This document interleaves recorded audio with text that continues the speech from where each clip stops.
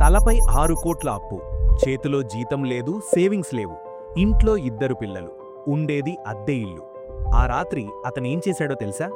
ఉద్యోగం కోసం రెజ్యూమే పంపలేదు, పానిక్ అవ్వలేదు, లింక్డ్ఇన్లో జాబ్ సర్చ్ చేయలేదు. నిశ్శబ్దంగా ల్యాప్టాప్ తెరిచాడు, ఒక పోస్ట్ రాశాడు, పబ్లిష్ చేశాడు, పడుకున్నాడు. మర్నాడు మళ్ళీ అదే చేశాడు. ఆ మనిషి పేరు అంకుర్ వరీకు. ఈరోజు అతనికి యూట్యూబ్లో 69 లక్షల సబ్స్క్రైబర్స్, అన్ని ప్లాట్ఫామ్స్ కలిపి 14 మిలియన్లకు పైగా ఫాలోవర్స్. అతను రాసిన డూ ఎపిక్ షిట్ బుక్ మొదటి నెలలోనే 1,00,000 కాపీలు అమ్ముడుపోయింది. కానీ ఇదొక సక్సెస్ స్టోరీ కాదు, ఇది ఒక మనిషి తీసుకున్న ఒక నిర్ణయం గురించి. మనలో చాలామంది తీసుకోలేని నిర్ణయం. ఎందుకు తీసుకోలేరు అనేది ఈ వీడియో చివరికల్లా మీకే అర్థమవుతుంది.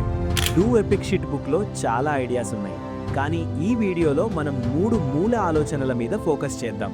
ఇవి 3 అంకుర్ వరకు తన రియల్ లైఫ్లో ప్రాక్టికల్గా అనుభవించినవి, థియరీ కాదు. మొదటిది, ఫెయిల్యూర్ని మనం ఎలా చూస్తున్నాం. రెండోది, మోటివేషన్ అనే ఒక లై గురించి. మూడోది, మనల్ని మనమే ఎలా రిజెక్ట్ చేసుకుంటున్నాము అనే ట్రాప్ గురించి.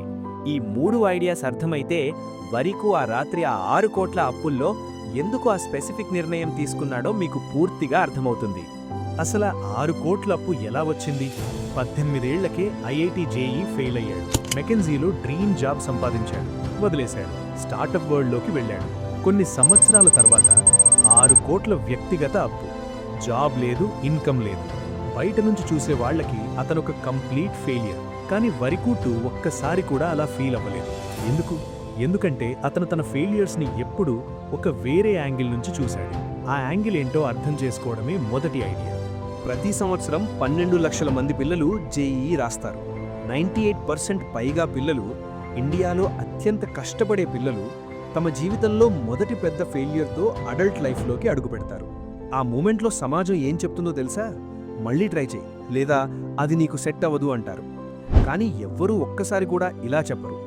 ఇదొక డేటా, దీని నుంచి నువ్వు ఏం నేర్చుకున్నావు అని. వరికుటి బుక్లో చెప్పే మొదటి కోర్ ఐడియా ఇదే.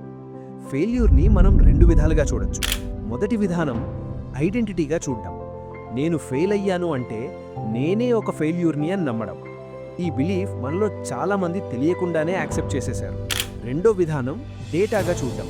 నేను ఫెయిల్ అయ్యాను అంటే నేను చేసిన పనిలో ఏదో తప్పుంది, అదేంటి అని అనలైజ్ చేయడం. ఈ 2 అప్రోచెస్ మధ్య తేడా చాలా పెద్దది. సెబీ చేసిన ఒక స్టడీలో ఏం తేలిందంటే, మొదటి సంవత్సరంలో ప్రాఫిట్ చూసిన రీటైల్ ట్రేడర్స్లో 71% మంది రెండో సంవత్సరం వచ్చేసరికి మార్కెట్ నుంచి పూర్తిగా ఎగ్జిట్ అయిపోయారు. ఒక్కసారి పెద్ద లాస్ రాగానే నాకు ట్రేడింగ్ రాదు అని ఫిక్స్ అయిపోయారు. ఇప్పుడు ఒక్క నిమిషం మీ గురించి ఆలోచించండి. ఒక బిజినెస్ ట్రై చేశారు, పని చేయలేదు. వెంటనే నాకు బిజినెస్ చేయడం రాదు అనుకున్నారా? ఒక ఎగ్జామ్ ఫెయిల్ అయ్యారు, నా వల్ల ఈ సబ్జెక్ట్ రాదు అని డిసైడ్ అయిపోయారా? మనం ఫెయిల్యూర్ని అనలైజ్ చేయలేదు, మనకి మనమే లేబుల్ వేసుకున్నాం. కానీ ఆ లేబుల్ మనమే చూస్ చేసుకున్నామంటే వేరే లేబుల్ కూడా చూస్ చేసుకోవచ్చు కదా. ఒక్క ప్రశ్న చెప్పండి, మీరు లాస్ట్ ఎప్పుడు ఒక థింగ్ని సీరియస్గా ట్రై చేశారు? Not think about doing, actually try చేశారు. ఆ ఆన్సర్ మైండ్లో పెట్టుకోండి. రెండో ఐడియా చూశాక దాని మీనింగ్ మారిపోతుంది. వరీకు 2015లో కాంటెంట్ క్రియేట్ చేయడం స్టార్ట్ చేశాడు. మొదటి 6 నెలలు వ్యూస్ దాదాపు 0, ఫాలోవర్స్ లేరు, కామెంట్స్ లేవు. కానీ అతను రోజూ పోస్ట్ చేస్తూనే ఉన్నాడు. ఎందుకు? మోటివేషన్ వల్ల? లేదు. వరీకు తన బుక్లో ఓపెన్లీ రాశాడు, కొన్ని రోజులు పోస్ట్ చేయాలనిపించదు, రాయాలని మూడుండదు, కానీ నేను చేస్తాను, ఎందుకంటే అదొక సిస్టమ్. ఇక్కడ మనం ఒక ఇంపార్టెంట్ ట్రూత్ అర్థం చేసుకోవాలి. మోటివేషన్ అనేది ఒక ఫీలింగ్స్ వస్తూ పోతూ ఉంటాయి. మోటివేటెడ్ అయినప్పుడు మాత్రమే పని చేస్తే నెలకు 3 నుంచి 4 రోజులు మాత్రమే యాక్చువల్లీ పని చేస్తాం. కన్సిస్టెన్సీ అనేది ఒక సిస్టమ్కి ఫీలింగ్స్తో పని లేదు. సిస్టమ్కి కేవలం ఒక డెసిజన్ మాత్రమే కావాలి. ఒక రియల్ ఎగ్జాంపుల్ చూద్దాం. మీలో ఎంతమంది ఒక ఇంపార్టెంట్ టాస్క్కి రిమైండర్ సెట్ చేసుకుని ఆ రిమైండర్ వచ్చినప్పుడు ఇప్పుడు మూడ్ లేదు, రేపు చేస్తా అని డిస్మిస్ చేశారు? ఆ మోమెంట్లో ప్రాబ్లం మీ విల్ పవర్ కాదు. ప్రాబ్లం ఏంటంటే మీరు సిస్టమ్ క్రియేట్ చేశారు, కానీ దాన్ని ఫాలో అవ్వాలని డెసిజన్ తీసుకోలేదు.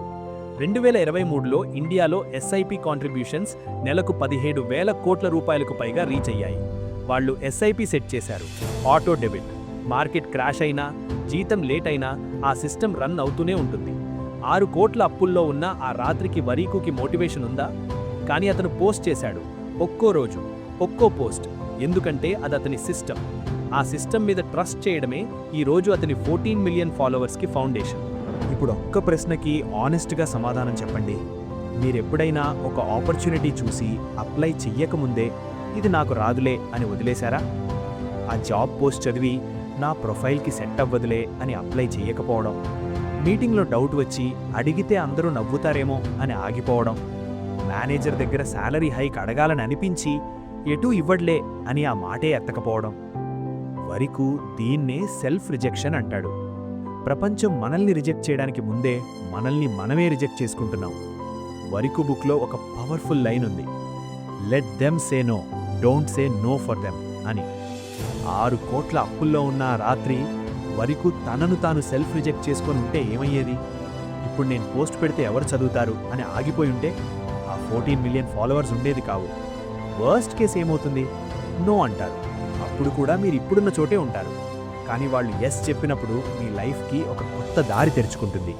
ఇప్పుడు మీ మనసులో ఏదో అన్కంఫర్టబుల్ ఫీల్ వస్తోందా? రావడం సహజమే. ఫెయిల్యూర్ని డేటాగా కాదు ఐడెంటిటీగా చూశామని మనకు తెలుసు. మోటివేషన్ కోసం వెయిట్ చేశామని తెలుసు. మనల్ని మనమే రిజెక్ట్ చేసుకున్నామని తెలుసు. అన్నీ తెలిసినా చేంజ్ కాలేదు. ఎందుకంటే మనం వేసుకుంటున్న ప్రశ్నే తప్పు. మనం అడిగే ప్రశ్న సక్సెస్ అవ్వడం ఎలా? వరికూపు కడిగే ప్రశ్న నన్ను నేను ఎక్కడ లిమిట్ చేసుకుంటున్నాను? మీ లైఫ్లో ఒక ఏరియా గురించి ఆలోచించండి. ఎక్కడైతే మీరు ఇది నా వల్ల కాదు అని ఫిక్స్ అయిపోయారో ఆ డిసిషన్ మీరు కాన్షియస్గా తీసుకున్నారా, లేక ఒక ఫెయిల్యూర్ తర్వాత వచ్చిన ఫియర్ మీద జరిగిపోయిందా? ఆ ప్రశ్నకు సమాధానం మీకు మీరే చెప్పుకోండి. ఎందుకంటే ఆ జవాబులోనే మీ నెక్స్ట్ స్టెప్ దాగుంది. సరే, ఐడియాస్ అర్థమయ్యాయి. ఇప్పుడేం చేయాలో చూద్దాం. చాలా సింపుల్. ఈ రాత్రి ఒక్క పని చేయండి. ఫోన్ తీసుకోండి, నోట్స్ యాప్ ఓపెన్ చేయండి. ఇది నా వల్ల కాదు అని మీరు నమ్మే ఒక ఏరియా రాయండి.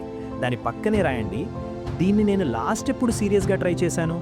ఆ ఆన్సర్ మీకు చాలా చెప్తుంది. రేపు ఒక్క పని చేయండి. వాళ్ళు డెఫినెట్గా రిజెక్ట్ చేస్తారు అని మీరు బలంగా అనుకుంటున్న ఒక్క పని చేయండి. ఆ ఈమెయిల్ పంపండి, ఆ క్వశ్చన్ అడగండి. వర్స్ట్ కేస్ నో వస్తుంది, మీరు ఇప్పుడున్న చోటే ఉంటారు. ఈ వారం ఒక్క సిస్టమ్ డిసైడ్ చేసుకోండి. రోజు 5 నిమిషాలు బుక్స్ చదవడం, రైటింగ్, వాకింగ్, ఏదైనా సరే. ఫోన్లో రికరింగ్ రిమైండర్ సెట్ చేయండి. మూడ్ ఉన్నా లేకపోయినా ఆ 5 నిమిషాలు చేయండి. ఒక్కసారి డిసిషన్ తీసుకున్నాక మళ్ళీ డిసైడ్ చేయకండి. మళ్ళీ ఒక్కసారి ఆలోచించండి. 6 కోట్ల అప్పు, జాబ్ లేదు, ఇన్కమ్ లేదు, 2 పిల్లలు. ఆ రాత్రి వరికోకి ఫెయిల్యూర్ ఒక ఐడెంటిటీలా అనిపించి ఉంటే ఆ ల్యాప్టాప్ తెరవడం జరిగేది కాదు. మోటివేషన్ రాలేదు కాబట్టి పోస్ట్ చేయలేదు అని ఆగిపోయి ఉంటే ఫస్ట్ పోస్ట్ పోయేది. ఇప్పుడెవరు చదువుతారు అని సెల్ఫ్ రిజెక్ట్ చేసుకుని ఉంటే 14 మిలియన్కి జర్నీ మొదలయ్యేది కాదు. ఆ 3 decisions, failure is data, system over motivation, don't say no for them, ఇవే ఆ రాత్రి ఆ స్పెసిఫిక్ యాక్షన్కి లీడ్ చేశాయి. కమెంట్స్లో ఒక విషయం చెప్పండి. మీ లైఫ్లో ఏ ఒక్క ఏరియాలో మీరు ఇది నా వల్ల కాదు అని డిసైడ్ చేసేశారో? కమెంట్స్లో చాలామంది సేమ్ సిచ్యువేషన్లో ఉంటారు. మీరు ఎలోన్ కాదు. ప్రతి వారం ఒక book summary. Telugu book by its ఛానల్కి సబ్స్క్రైబ్ చేసుకోండి. నెక్స్ట్ వీడియోలో మనం మాట్లాడే బుక్ గురించి, మన డైలీ డెసిషన్స్లో మనకు తెలియకుండానే జరిగే ఒక బయస్ గురించి. ఆ బయస్ వల్ల మనం ప్రతిరోజు డబ్బు, సమయం, ఎనర్జీ వేస్ట్ చేస్తున్నాం.